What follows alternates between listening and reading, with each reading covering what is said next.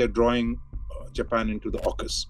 So what you have is, in one way, engaging to keep talking to China, but at the same time, build a coalition to mount regional pressure against China or to stand up against Chinese pressures.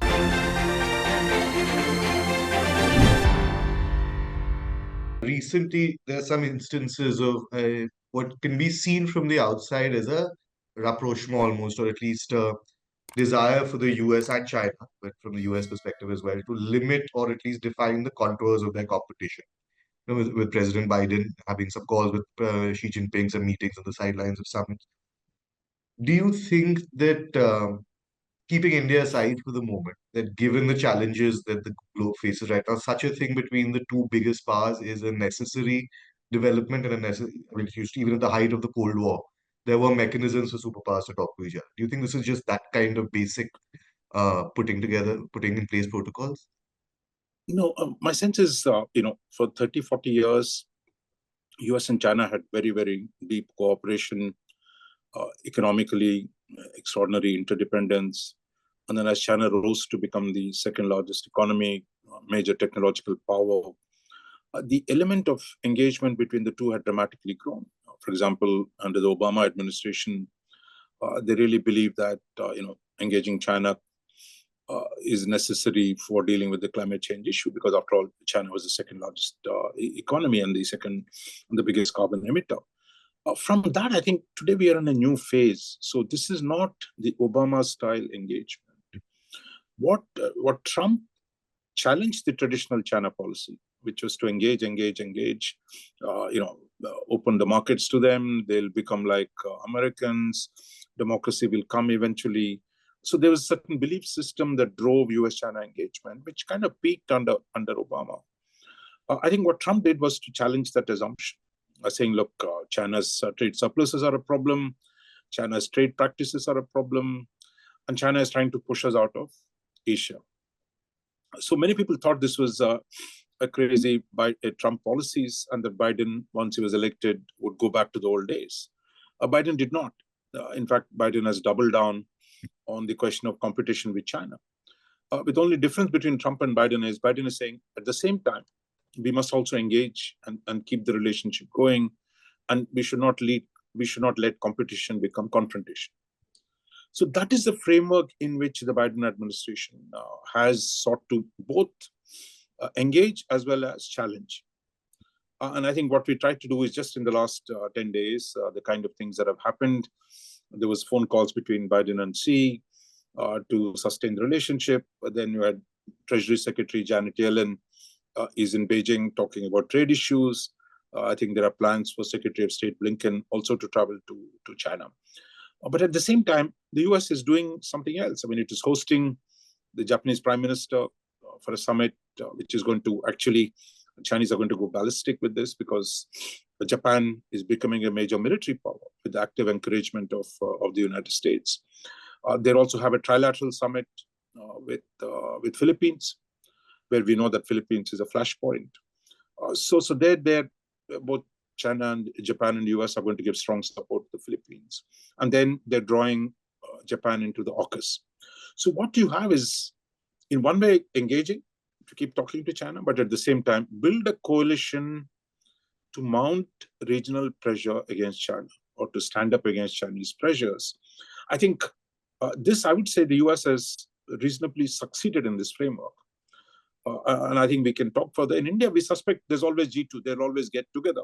Yeah. But the range of laws that the US has passed in the last 5 years, the kind of sanctions they've imposed, to undo all this will take a long time, even if assuming they want to become friends again. So I think there is this dynamic tension. The question is, how does it play out in Asia? My sense is India has opportunity to take advantage of this, rather than always worry about what happens if the other two get together, to one where actually, because the US policy is strengthening its partners, it's creating new institutions. So there, I think it's an open field for India. And the question is how confident we are to engage with it. Apart from, like you hinted at this in this, and you've written about this before, everyone read the piece. It will be on the indianexpress.com, and there should be a link wherever you're watching this video in the description. The contradictions, there are fundamental ones. You talk about it in the piece. Of course, I mean, the two biggest economies in the world, largest militaries, they will have to have some engagement and intertwined economies in some ways.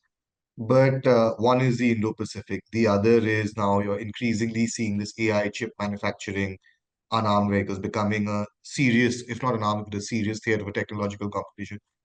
Those are fundamental, I mean, as fundamental as things can be when we're talking about states at the moment. How do you see those playing out in India's role in that regard, in terms of intervening in some of those supply chains for our benefit, perhaps?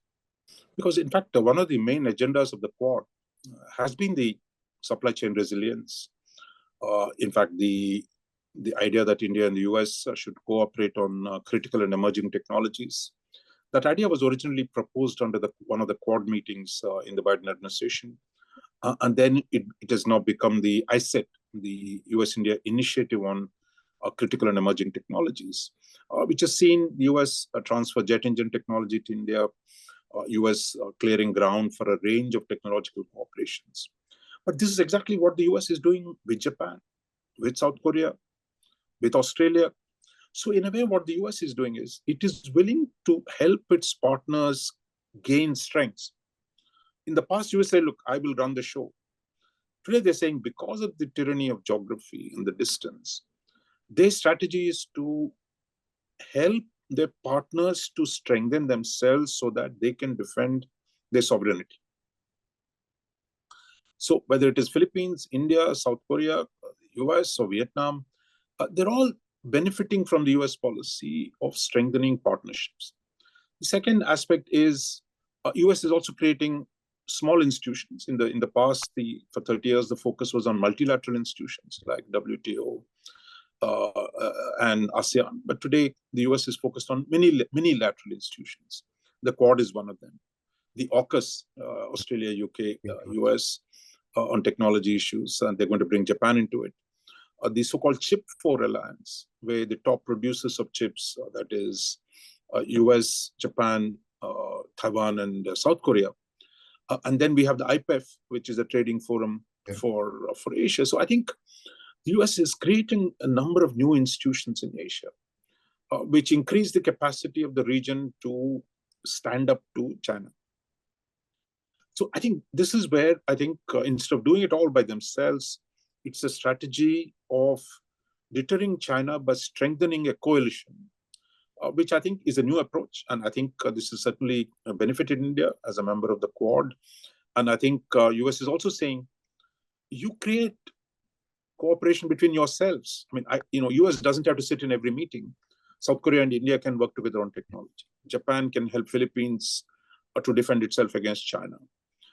Until Australia can do things in South Pacific Islands. So I think of creating an overlapping network of coalitions is something new. And I think I would say this has caught China by surprise, because China thought, remember what Wang Yi, Chinese foreign minister, then said about the Quad. He said this will disappear like a sea foam. Yeah. But it's actually become stronger, because I think the Chinese have misread intentions of the US as well as of its neighbors. So what you see is actually the consolidation of a range of new institutions, which act as a deterrent against Chinese power. So the final thing is there is, within the US, China is one of the places, like you point out, there is a bipartisan consensus broadly. Unlike, say, Russia, people believe in case there's a Trump presidency, there may be a significant departure. On China, there doesn't seem to be. I mean, I think Biden has broadly continued.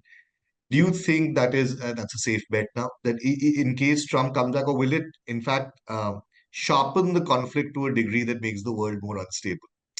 Because Biden is doing this balancing act, it seems, but that's just a perception from the outside.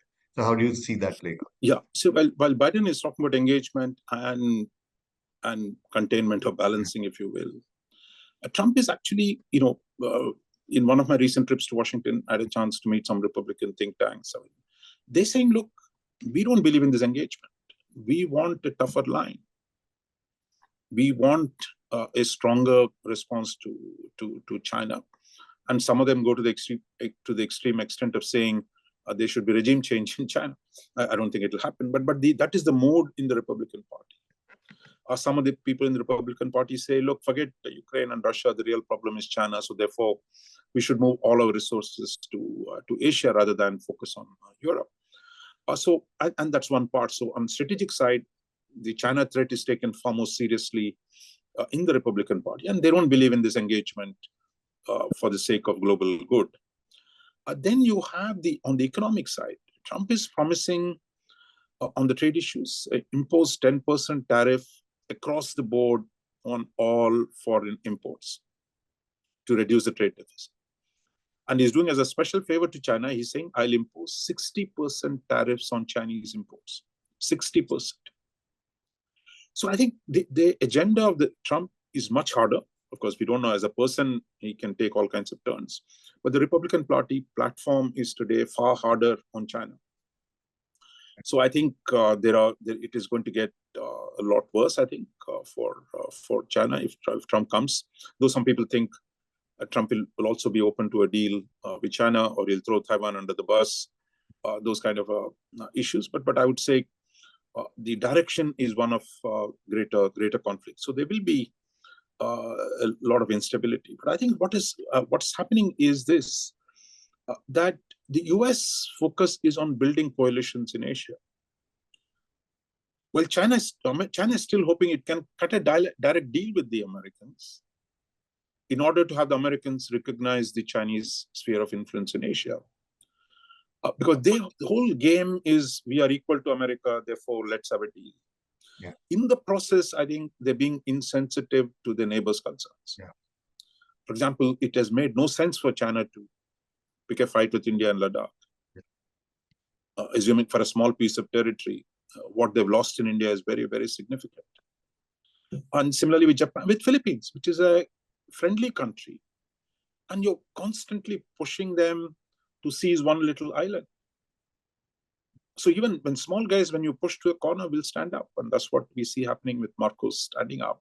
So I think the Chinese have miscalculated their own strength, they underestimated American strength, and also underestimated the nationalism in Asia.